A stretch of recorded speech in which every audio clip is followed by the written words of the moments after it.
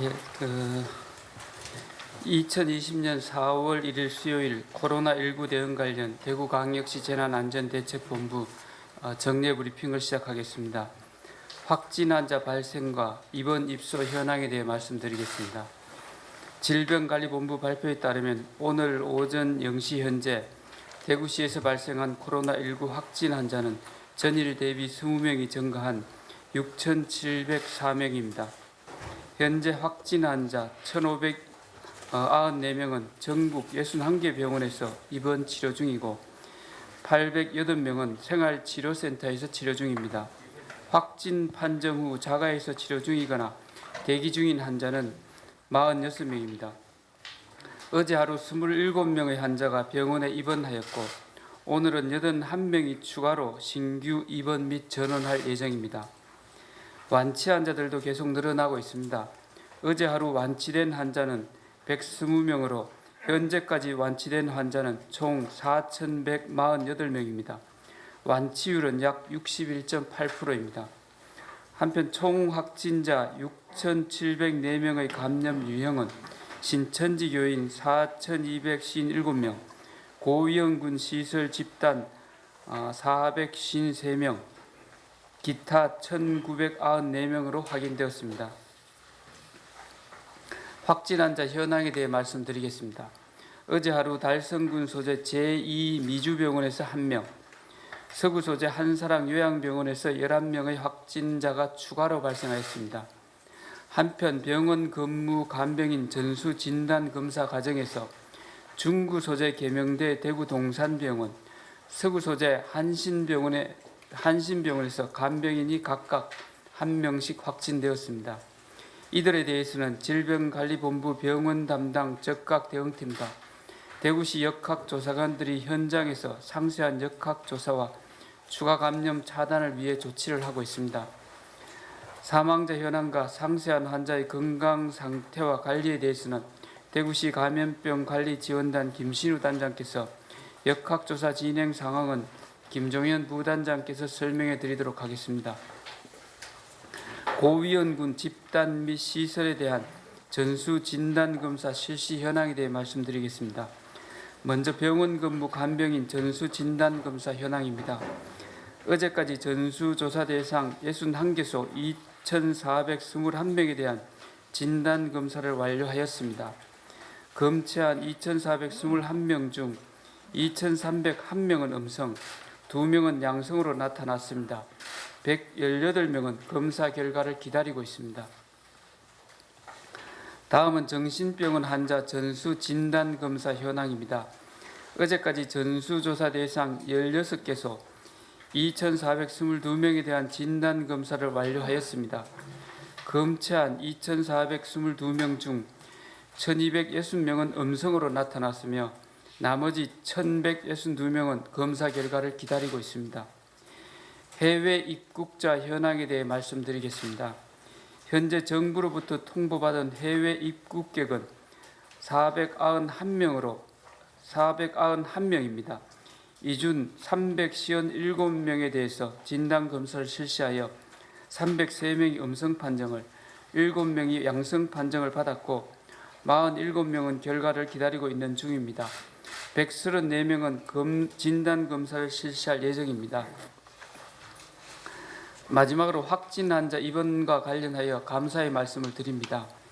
지난 2주 동안 요양병원 3개소, 정신병원 2개 병원을 중심으로 약 400여 명의 확진자가 발생하였습니다. 산발적인 집단 감염이 이어졌습니다.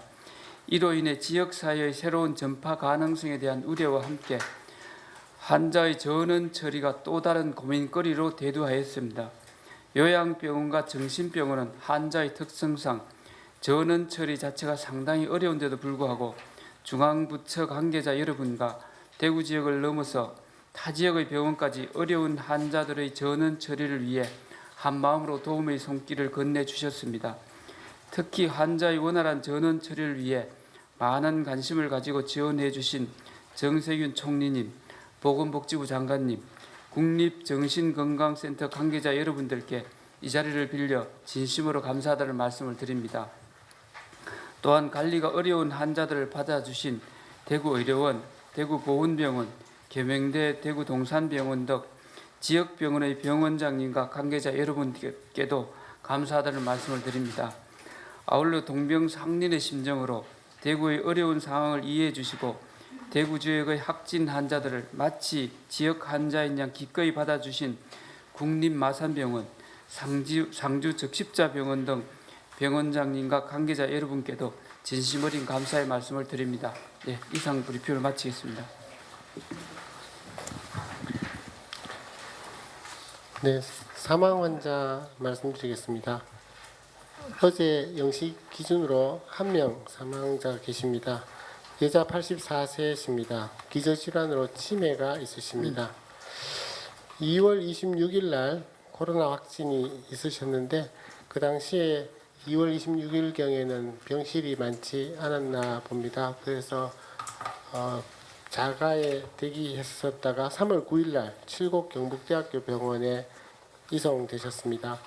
그 이후 병실이 여유가 있지 않아서 3월 11일 날 대구 동산병원으로 전원 가셨습니다. 3월 11일부터 현재 3월 31일까지 긴 치료를 하셨으나 이번 치료 중 3월 31일 1시 30분에 사망하셨습니다. 인공호흡기를 쓰시는 분부터 체중증이라고 보통 여기게 되는데 32명 하고 계시고 에크모는 9분 계십니다. 이상입니다. 네, 역학조사 주요 결과에 대해서 말씀드리겠습니다. 3월 31일 0시 기준 추가로 확진되어진 60명에 대한 역학조사 결과입니다. 기타 확진자의 접촉자가 59명, 해외여행 관련이 1명이었습니다. 확진 검사 경로별로는 접촉자 조사가 59명, 해외 유입 조사가 1명이었습니다. 어제 하루 동안 진행된 주요 역학조사 결과에 대해서 말씀드리겠습니다. 한사랑 요양원에서 어제 환자 10명, 종사자 1명이 확진되어져서 누적 121명이 확진되어졌습니다. 제2미주병원에서는 3월 18일 날 퇴원하였던 퇴원 환자 1분이 추가로 확진되어서 총 135명이 확진되었습니다. 간병인 전수조사 결과 1명이 확진되어진 한신병원에서는 어제 역학조사를 통해서 위험도를 평가하고 접촉자 범위를 평가하고 있는 중입니다. 네, 이상입니다. 예, 질의응답 시간을 갖도록 하겠습니다. 질문하실 분, 네. 권윤수 기자님. 네, MBC 권윤수 기자입니다. 부시장님께 질문드리겠습니다. 정부가 이제 재난지원금 대상을 발표를 했는데요. 우리 대구시가 지급하는 생계 지원 대상과 겹치는 부분이 있습니다. 그 부분은 어떻게 하시기로 했는지 궁금하고요. 그리고 이제 정부에서는 지자체에서 20% 부담하기로 했다라고 발표를 했는데 대구시는 난색을 표한 걸로 들었거든요. 그 부분에 대해서도 어떻게 조정이 이루어졌는지 궁금합니다. 저희들은 정부에서 지원하는 긴급 재난지원금과 대구시에서 지원하는 긴급 생계비가 겹치는 부분은 아니라고 판단하고 있습니다. 정부에서는 소득 수준 70% 이하에 대해서 전 국민에 대해서 지원하는 분야입니다. 우리 대구시가 지원하는 긴급 생계비는 코로나19로 인해서 생계가 어려운 우리 지역 주민에 대해서 정부의 지원을 받고 또는 대구시에서 자체로 마련한 재원을 통해서 지원하는 내용입니다. 그래서 두 가지 부분은 겹치지 않는다고 저희들이 판단하고 있습니다. 그리고 또 하나 말씀 주신 부분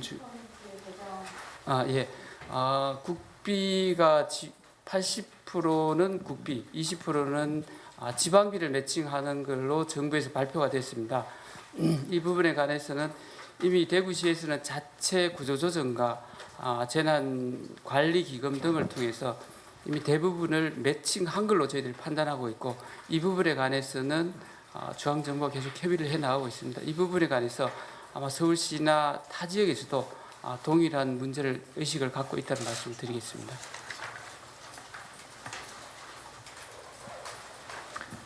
예, 오경목 기자님.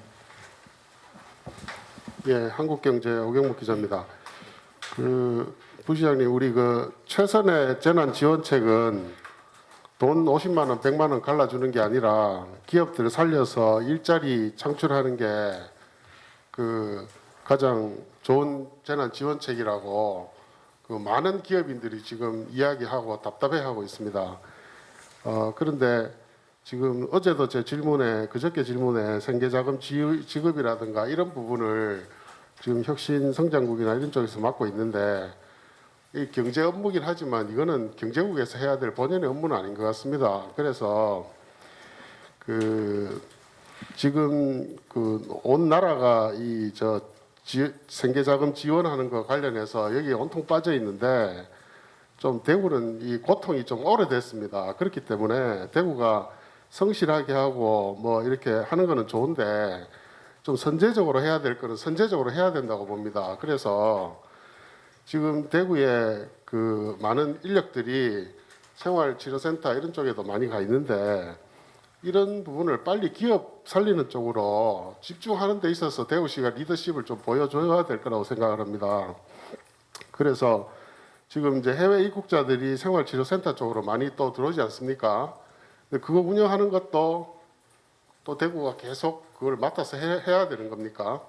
아니면 그거는 지역별로 분담을 하게 되는 겁니까? 어쨌든 그 기업 살리기 위한 일자리 창출하고 지원하는데 좀 대구시가 좀 그 중장기 계획을 좀 제대로 내고 그다음에 정부가 지금 도입하려는 생활 방역에 대해서도 대구는 좀 과감하게 결정을 해야 된다고 봅니다. 그런 부분에 대해서 오늘 꼭 대답이 안 되시더라도 이번 주 안에 좀 새로운 전략을 좀 마련해 주셨으면 좋겠습니다. 그다음 해외에서 입국하는 사람들 규모는 어느 정도 되는지 그렇게 뭐 두 가지 여쭙겠습니다. 예, 어제 저녁 8시 권영진 시장께서 복귀를 하셨습니다. 어제 저녁 8시 우리 대구시 코로나19와 관련된 방역 정책과 경제 정책 전반에 관해서 한 2시간 정도 복귀하셔서 점검하는 회의를 가지셨습니다. 그 과정에서 시장님께서 가장 강조하신 분야가 우리 대구 지역에 있는 코로나19가 더 이상 확산되지 않도록 하는 게 가장 중요하다는 점을 강조하셨고 또 하나는 경제 방역입니다. 우리 지금 대구 위원 말씀해 주신 대로 대구 지역 경제가 참으로 어렵습니다. 이 어려운 경제 문제를 긴급하게 해결해야 되겠다라는 이 소신을 가지시고 어제 저녁에 아직도 몸 형편이 굉장히 안 좋으신 걸로 저희들이 판단을 했습니다. 아직 목소리도 제대로 나오시지 않고 뭐 걸음걸이도 굉장히 어려운 상태이십니다. 그럼에도 불구하고 경제 상황이 워낙 어렵다라는 판단, 또 두 번째는 코로나 방역 이 부분이 시민들의 안전에 중요하다는 점 때문에 복귀를 하셔서 전반적인 점검을 하셨습니다. 우리 기자님 말씀해 주신 대로 저희들 조만간 경제 분야에 관해서는 특별히 별다른 또 다른 대책을 저희들이 내놓을 계획이라는 말씀을 드리고 저희들 아마 4월 6일 이후에는 생활방역 쪽으로 전반적으로 전환할 정부 차원에서 전환하는 계획으로 알고 있습니다. 우리 대구시에서도 현재 있는 방역 체계를 생활방역 체계로 어떤 형태로 전개해야 될지 저희들 다각적인 논의를 하고 있다는 말씀을 드리고 조만간 그런 분야에 대해서 대책을 마련해서 내놓도록 하겠습니다. 좀 전에 말씀하신 해외 입국자에 관해서는 아마 오늘부터 해외 입국하는 분들에 대해서 모든 외국인에 대해서 전체적으로 14일간 자가격리를 하는 제도가 시행이 됩니다. 지금까지 우리 대구시에는 아까 말씀드린 대로 상당히 많은 약 한 490명 이상이 입국을 했고 약 한 65명 정도가 일일 평균 들어왔었습니다. 이 추세에 관해서 잠깐 말씀을 드리면은 현재 미국에서는 굉장히 확산세가 증가되는 추세에 있고 또 다른 한편으로 미국 내에 주민 이동이 금지되고 있으며 또 미국도 온라인 수업을 하고 있습니다. 그러다 보니 굉장히 많이 증가할 가능성이 있는 반면에 또 한편으로는 우리나라에 입국하는 경우 재입국이 굉장히 또 제한될 수도 있고 또 항공편이 굉장히 또 제약될 수 있습니다. 또 뭐 단기 입국하는 경우에는 또 14일의 자가격리 문제 이런 문제들이 있어서 전체적으로는 국내에 들어오는 해외 입국객 수가 그렇게 많이 증가하진 않을 거라는 판단이 좀 듭니다. 그래서 전체적으로 현재보다는 크게 증가하지 않으리라는 판단이 들고 그래서 걱정하시는 것처럼 저희들 오히려 그 해외 입국자들의 숫자가 좀 줄어드는 정세가 된다면은 저희들 보다 더 경제 방역 쪽에 경제 활성화에 좀 더 이렇게 중점을 둘 수 있는 그런 여지는 생긴다 이렇게 말씀드릴 수 있겠습니다. 예. 예, 이상원 기자님. 네, 뉴스민 이상훈 기자입니다. 그 경제 관련돼서 말씀하셔서 질문을 드리면은 지금 보도를 보면 동상병원에서 그 계약직 직원들을 해고를 한다고 하는데 이 부분에 대해서 동상병원은 정부 지원을 믿을 수가 없기 때문에 일단은 해고 통보를 했다라는 식으로 해명을 하고 있거든요. 여기에 대해서 대구시나 정부에서 대책을 고민하는 게 있는지 좀 여쭤보겠습니다. 잘 아시는 것처럼 동산병원은 감염병 전담병으로 지정되어 있습니다. 그래서 정부 차원에서 발생하는 손실, 인건비 모든 문제를 정부 차원에서 해결해 주는 걸로 저희들이 알고 있습니다. 그래서 정부를 믿을 수 없다는 이 그 표현에 대해서 좀 더 확인해 보겠습니다. 확인해 보고 알려드리도록 하겠습니다. 예. 예, KBS 김동훈 기자님. 예, 김정현 부단장님께 여쭙겠습니다. 지금 그 미주병원에 남아 있는 코호트 격리되어 있는 환자들을 재검사 일정이 좀 어떻게 되는지 하고요. 그리고 오늘 저희 간병인 전수 검사에서 아까 한서병원에 대해서는 이제 조치를 하신다고 하셨는데 동산병원 간병인 한 분과 접촉자나 뭐 이분들 이제 두 분 그 간병인 두 분의 접촉자라든지 아니면 동산병원의 뭐 그 간병인 접촉자들과 그 동산병원 내부의 관리는 어떻게 하시는지 말씀 좀 부탁드립니다. 예, 먼저 동산병원부터 말씀드리면요. 저희가 검사 결과를 늦게 통보받아서 오늘 아마 역학 조사를 하고 필요한 조치들을 할 예정이라고 말씀드리겠습니다. 그리고 제2미주병원은 저희가 계속 3일 간격으로 계속해서 확진되지 않은 나머지 음성 판정을 받았던 모든 직원과 환자에 대해서 전수 조사를 하고 있습니다. 그래서 4월 2일 내일 3차 검사가 아마 실시될 예정입니다. 네, 세 번째 검사가 실시될 예정입니다. 예, 연합뉴스 최수호 기자님. 예, 저 연합뉴스 최수호 기자입니다. 저 김종현 부단장님께 말씀드릴게요. 우선 저 한사랑 요양병원에서 오늘 11명 나왔는데 지금 좀 시일이 지나서 지금 10명 넘게 지금 확진자가 다시 좀 나온 이유가 궁금하고요. 이분들이 이제 병원에 남아 있던 분들인지 그리고 현재 그러면 한사랑 요양병원에 남아 있는 환자는 어느 정도인지 그 추가 조치가 이루어지고 있는 게 있는지가 또 궁금하고 또 하나는 저 간병인 관련해 가지고 지금 두 분이 지금 확진 판정을 받았는데 이분들은 이때까지 증상이 없다가 지금 확진 판정을 받은 건지 아니면 또 증상이 있음에도 불구하고 뭐 어떤 검사를 받지 않고 기다리다가 전수조사에서 드러난 건지 그거 좀 부탁드리겠습니다. 네, 간병인 관련해서는 저희가 역학 조사가 진행되고 있어서 확인되는 대로 내일 브리핑 때 말씀을 드리도록 하겠습니다. 그리고 한사랑 요양병원에는 현재 33명의 환자가 남아 있습니다. 남아 있고 저희가 코호트 격리되어져 있던 그 밀접 접촉자로서 코호트 격리되어져 있던 확진자들이 이제 발생했는 거라고 드릴 수 있고요. 시간이 경과했다라고 말씀을 하셨는데 사실 중간에 새로운 확진자들이 환자에서 발생하게 됩니다. 그러면 그분으로 인해서 또다시 또 밀접 접촉이 발생하게 됩니다. 그렇기 때문에 저희가 처음에 이 코호트 격리를 들어갔을 시점으로부터는 상당 시간이 흘렀지만 중간에 계속해서 밀접 접촉자 중에 확진자들이 나오고 계시기 때문에 그 확진자로부터 또 다른 접촉이 일어난 그런 것으로 저희가 해석을 하고 있습니다. 예, 영남일보 최수경 기자님. 예, 정부가 부시장님한테 질문드리겠습니다. 정부가 긴급 지원비 이제 지원하기로 했는데 다음 주에 지급 기준을 마련한다고 합니다. 혹시 대구에서 이와 관련해서 특별 재난 지역이라는 특수 상황이 있는데 특별히 대구시에서 건의한 게 있습니까? 뭐 그런 내용 하고요. 또 내일부터 이제 선거운동 총선이 시작되는데 기존 대구 인력 방역 운영 체계에서 변화가 좀 있습니까? 기존 틀에서 좀 총선과 이렇게 또 긴급 방역으로 나누어져야 되는데 혹시 그런 준비는 되어 있는지 궁금합니다. 저희들 정부의 긴급 재난 지원금과 관련해서는 정부에서 아직 그 틀을 짜고 있습니다. 그래서 한 2, 3일 내로 그 틀에 대해서 발표를 할 예정으로 알고 있습니다. 그래서 현재 저희들은 뭐 수시로 회의에 참석하고 우리 대구시의 상황은 충분히 설명드리고 있다는 말씀드리고 현재 특별한 건의는 드리고 있지 않다는 말씀을 드리겠습니다.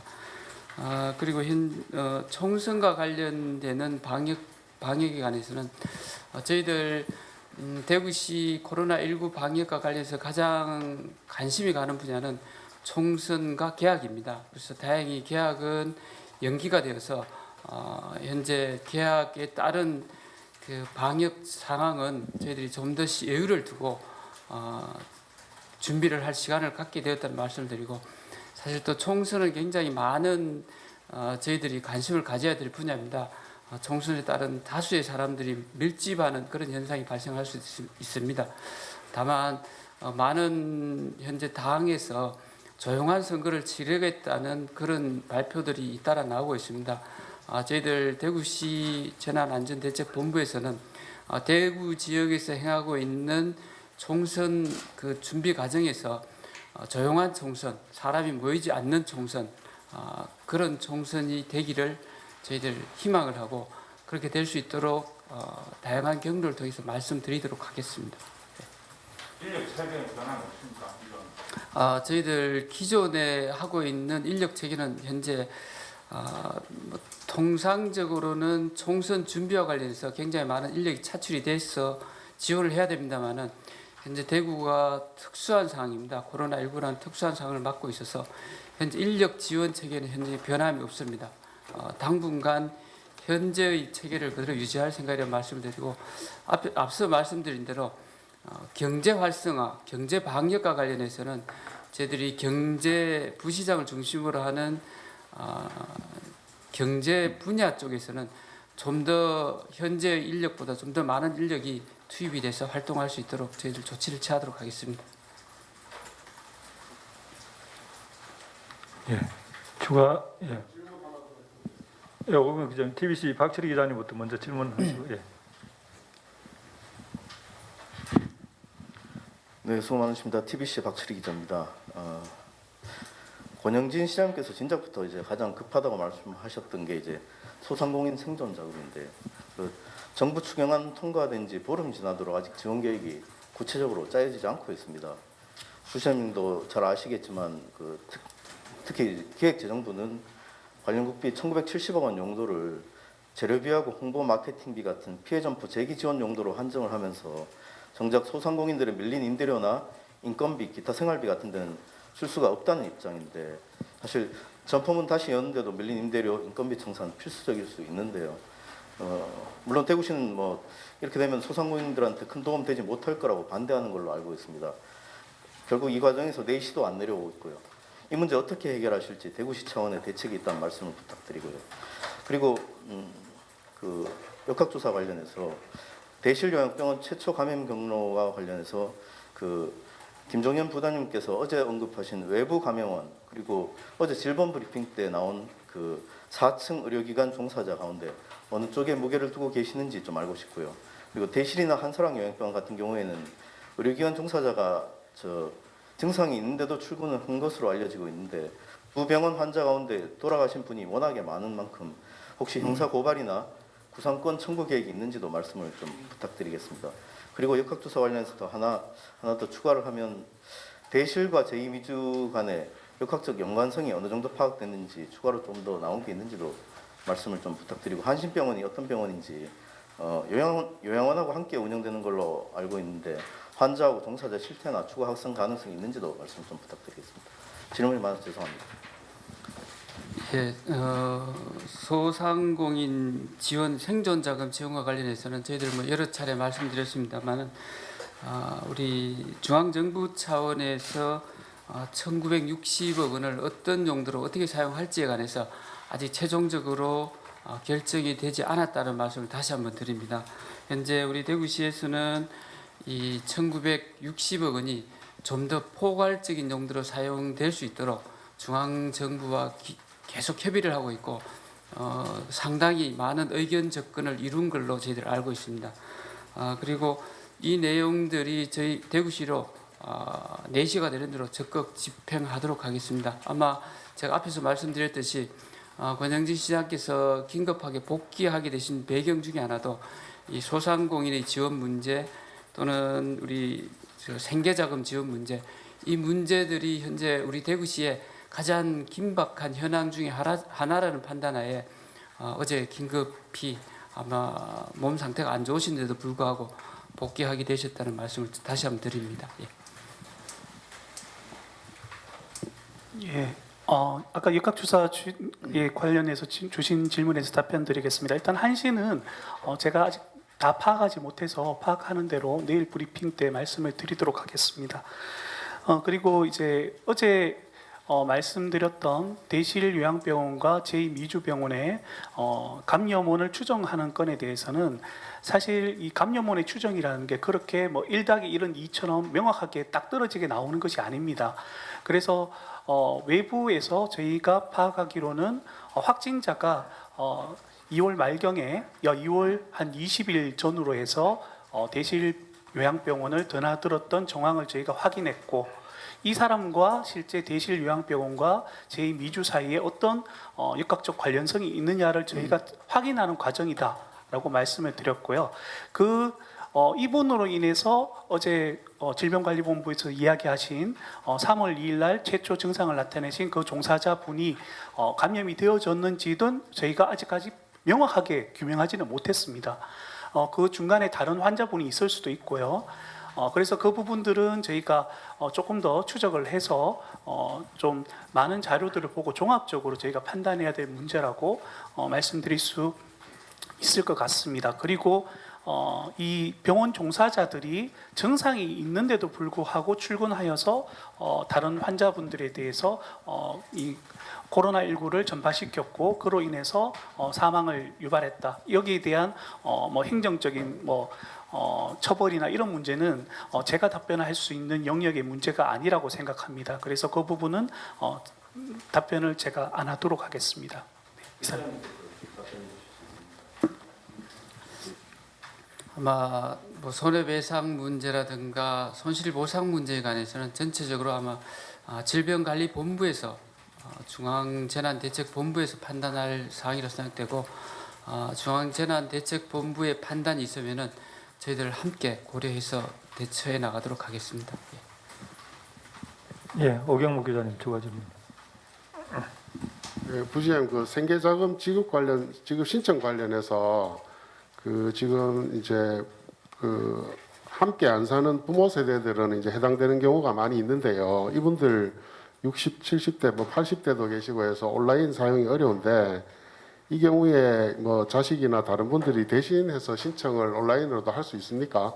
공인인증서를 깔아야 된다거나 또 액티브를 깔아야 된다거나 아니면 회원 가입을 또 해야 된다거나 이런 본인 아니어도 가능한지요? 현장에서 좀 그런 거 많이 물어봐서. 예, 부모와 같은 세대에 살고 있으시면 세대원 중 누구든지 신청이 가능하다는 말씀드리겠습니다. 부모님이 따로 사는 경우가 많거든요. 그런 경우 해당이 된다고 해요. 예, 그런 경우는 저희가 좀 더 확인해보고 말씀드리도록 하겠습니다. 원칙적으로는 세대주나 또는 세대원이 신청한 세대원 중에 누구든지 신청이 가능합니다. 그래 되면 60대, 70대, 80대 이 고위험분들이 행정복지센터를 방문하거나 은행을 방문해야 되는 그런 일들이 많이 생기거든요. 이건 가족들의 관점에서도 안 좋을 수 있으니까 거기에 좀 대응을 좀 해야 된다고 봅니다. 예, 알겠습니다. 그 점 저희들 참작해서 대응토록 하겠습니다. 예. 예, 배유미 기자님. 네, 채널A 배유미입니다. 김종현 부단장님께 질문 드릴게요. 대실요양병원 첫 확진자의 증상이 2일부터 발현이 됐고 18일에 확진이 됐거든요. 그럼 이분이 병원에 그 사실을 알리지 않았는 언제쯤 알렸는지가 궁금하고요. 18일에 이제 확진이 됐다면 17일에 처음으로 검사를 해서 나온 건지, 대구시가 13일에 전수검사 방침이 있다라고 얘기를 했거든요. 그래서 의료진이 늦게 알렸는지 병원이 알고도 시에 늦게 보고한 건지 아니면 시에서 보고를 받았는데 파악이 안 됐는 건지 그 부분이 좀 궁금하고요. 그리고 대실 요양병원은 첫 확진자가 나온 이후에 미주병원의 통보가 좀 늦었다고 하는데 이 관계도 확인이 되는지 말씀 부탁드립니다. 그리고 하나만 더 여쭙자면 대실 요양병원에 다녀간 외부인이 신천지라는 이야기가 있는데요. 그게 명단에서 확인이 될까요? 여쭙겠습니다. 마지막 질문에 대해서는 답변을 드릴 수가 없습니다. 예, 드리기 좀 곤란한 질문이고요. 그리고 대실 요양병원의 첫 확진자가 첫 번째 증상을 나타냈던 분이 3월 2일 날부터 콧물 등의 증상을 나타내는 것은 역학조사 결과 드러나 있습니다. 그런데 이 부분을 의료진 그 위에 고용하시는 병원에 알렸는지의 여부에 대해서는 저희가 파악을 하지 못했습니다. 그래서 그 부분을 파악하는 것은 역학조사의 문제라기보다도 나중에 어떤 좀 다른 측면의 문제라고 생각합니다. 그래서 그 부분은 저희 역학조사의 범위를 벗어나는 내용이기 때문에 제가 말씀드리기 조금 곤란한 내용이라고 생각합니다. 그다음에 질문 주셨던 게 그러면 첫 검사가 17일에 있었던 건가요? 네네. 대실 요양병원은 저희가 요양병원 전수 검사를 통해서 저희가 확진자를 발견한 사례입니다. 그래서 유증상자가 있다라는 여부를 저희가 먼저 알고 가서 검사를 한 사례는 아닙니다. 두 번째 질문이 대실 요양병원 확진자가 나온 이후에 미주병원 통보가 언제쯤 됐는지. 대실 요양병원에서 확진자가 나오고 저희가 확진자가 나올 때 한 번에 약 66명의 확진자가 발생했습니다. 그래서 이 당시에 저희가 이 상황에 대해서는 미주병원의 추가적인 이 유행 가능성에 대해서 의심을 하고 있었고 했기 때문에 바로 통보한 거로 알고 있습니다. 예, 마지막 질문 받겠습니다. JTBC 윤도열 기자님. 예, 안녕하십니까. JTBC 윤도열 기자입니다. 지금 대구 의료원 등에 많은 확진자들이 계신데 정확히 어떤 상황인 것인지 한 병실에 6명 확진자가 있는 경우가 많다고 하는데요. 이렇게 확진일이 다른 환자를 모아서 혹시 치료되다가도 증상이 악화되는 등의 불안은 보호자들이 안 가져도 되는 것인지 궁금하고요. 또 한 가지가 이 많은 의료진들이 대구로 내려와서 고생을 하고 계신데 현재 정부는 중대본 지원 신청을 통한 이 민간 지원 의료진에 대해서만 이 수당 등의 보상을 하고 있는 게 맞는 것인지, 대구 내 의료진들도 자원 혹은 차출을 통해 투입되고 있는데 이들의 경우 혹시 수당 체계가 중대본 통한 파견 인력과 다른 것인지 궁금합니다.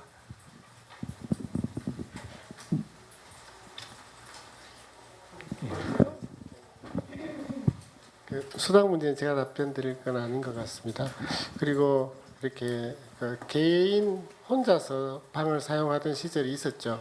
가볍든 중하든 그런 시절이 있었고, 그 이후에 다인실을 확진자들은 서로 있는 거에 대해서 같이 있었습니다. 그때도 나온 이야기가 우리가 이 병을 잘 모르는데 낫는 사람과 이제 시작하는 사람이 같이 있으면 낫는 사람이 다시 감염이 되느냐, 이런 문제가 있습니다. 재감염의 우려. 그러나 답은 명확하게 나와 있지 않아서, 그런데 항체가 생성되었을 때 그 항체가 유효할 것이다. 아직 재발의 사례들은 좀 보고가 있어도 재감염의 사례들은 보고가 거의 잘 없습니다. 그래서 항체가 생기는 것은 우리가 IgM 항체, IgG 항체 이런 것들은 생기는 것은 지금 검사 키트도 이렇게 개발되어서 나오고 있는데 표준은 아닙니다. 그러나 그 우려는 되지만 항체가 유효할 것이다라고 생각하고, 그러나 병실이 허용한다면은 같은 시기에 들어온 사람, 계속 나오는 사람끼리 모아져 있고, 병원에서는 이렇게 하고 있습니다. 음성이 되어서 있는 사람이 있을 때, 음성이 된 사람을 1인실이 여유가 있을 때 1인실을 가능한 옮긴다. 이런 정책을 가지고 지금 사용하고 있고, 환자들이 바이러스는 같기 때문에 이렇게 어떤 사람이 바이러스가 예를 들면 10이 나오고 어떤 사람이 100이 나온다. 그럼 100이 나오는 바이러스가 10에 들어가면 100이 되느냐? 그렇게 생각하지 않고 이 사람의 면역과 바이러스와의 관계에서 10이 만들어지고 이 사람과의 면역과 바이러스의 관계에서 100이 만들어진다라고 의학적으로는 생각하고 있습니다. 예, 의료진 수당에 관해서는 말씀 주신 대로 보건복지부에서 의료진 전체를 모집을 해서 대구 지역 의료 봉사에 파견해서 근무하고 계십니다. 아마 그 복지부에서 모집하는 의료진에 대구 지역 의료인들이 포함되어 있다면 당연히 그 범위 내에서는 복지부에서 지원되는 건 당연한 얘기고요. 다만 우리 대구시에서 대구시의 필요에 의해서 저희들이 파견받았거나 또는 봉사하시는 분들에 대해서는 대구시에서 수당 등에 대해서는 대구시에서 지급을 하고 추후로 정부와 이분들에 대한 수당을 보전받는지 문제는 좀 더 논의를 해보도록 그렇게 하겠습니다.